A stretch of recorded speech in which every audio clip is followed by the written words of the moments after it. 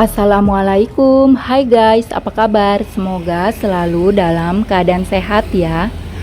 Vlog kali ini aku akan mengajak teman-teman semua berkunjung ke Museum Taman Prasasti.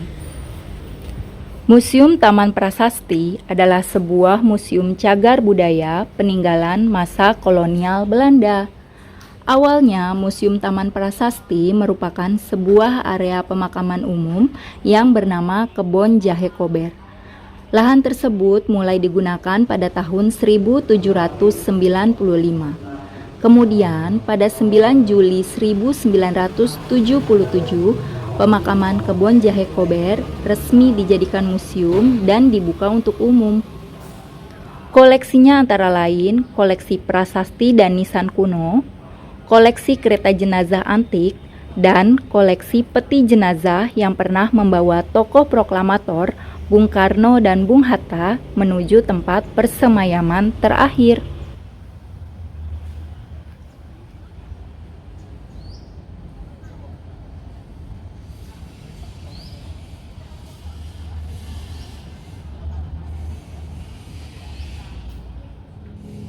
Kereta pengangkut jenazah. Kereta jenazah ini berfungsi sebagai pengangkut jenazah orang Belanda yang diturunkan dari perahu yang membawanya dari Kali Krukut untuk selanjutnya dibawa ke pemakaman. Kereta ini hanya digunakan untuk orang Belanda, tidak untuk pribumi. Jumlah kuda yang menariknya menunjukkan status sosialnya saat itu. Semakin banyak kuda, semakin tinggi status sosialnya di masyarakat. Suasana kelam dan misterius menyambutku saat melangkahkan kaki di antara pusara dingin nan sunyi. Prasasti yang terukir di atas batu pualam seolah ingin bercerita tentang kisah yang terkubur oleh waktu. Aku pun menghampiri mereka satu persatu dan inilah kisah mereka. Konon, patung ini dibuat untuk merefleksikan penderitaan seorang pengantin baru yang ditinggal pergi suaminya yang meninggal karena wabah malaria di Batavia. Sang istri yang tak kuat menahan kesedihan akhirnya meninggal bunuh diri. Adami Caroly Claessens. Adami Caroly Claessens adalah seorang tokoh misionaris Katolik di Batavia. Salah satu jasa Claessens adalah ia membangun kembali gereja katedral yang sempat roboh pada Mei 1890. Sama seperti Claessens, Walterus Jacobus Staal juga adalah seorang misionaris Katolik di Batavia. Ia melanjutkan pembangunan gereja katedral setelah kematian Claessens. E.J.W. van Delden. Van Delden adalah seorang juru tulis VOC di Maluku. Ia juga diketahui pernah memimpin kongsi dagang tersebut. VOC dan Belanda adalah dua hal yang berbeda. VOC disebut sebagai organisasi turunan Freemason yang menyokong Belanda dan mendapat banyak hak dari Belanda. Keterkaitan antara Van Delden, VOC, dan Freemason disebut-sebut sebagai salah satu cikal bakal masuknya Freemason di Indonesia. Pieter Eberveld. Batu nisan berbentuk tembok besar dengan kepala tengkorak tertancap di atasnya.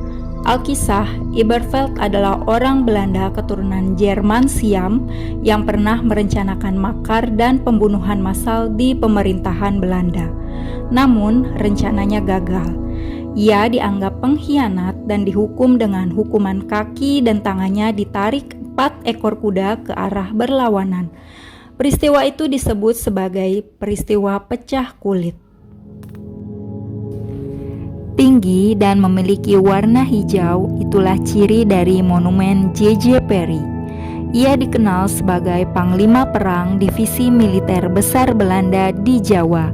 Berkat jasa dan keberaniannya, ia dianugerahi gelar bangsawan kehormatan tertua dan tertinggi dari Kerajaan Belanda. Olivia Marianne Raffles adalah istri pertama Thomas Stamford Raffles, pendiri Kebun Raya Bogor dan pendiri Singapura. Pastor van der Grinten adalah seorang pastor gereja Katolik Batavia. Semasa hidupnya, ia sangat disayangi banyak orang karena memiliki jiwa kemanusiaan yang tinggi. Untuk mengenang budi baiknya semasa hidup, dibuatlah patung berwarna coklat dengan desain yang menyerupai sosok dirinya.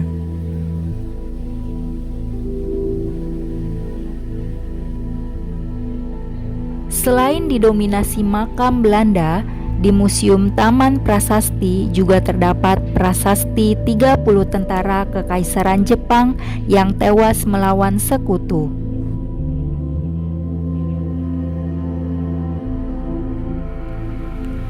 Selain itu, terdapat prasasti Suhokji, aktivis muda era 60-an yang saat itu vokal menentang kediktatoran pemerintah Indonesia.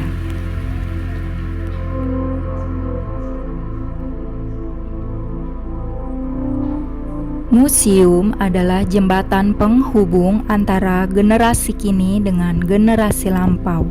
Menjelajahi Museum Taman Prasasti, aku serasa diajak berkelana, menembus lorong waktu, menyaksikan berbagai kisah dan peristiwa masa lalu dengan sensasi unik dan berbeda.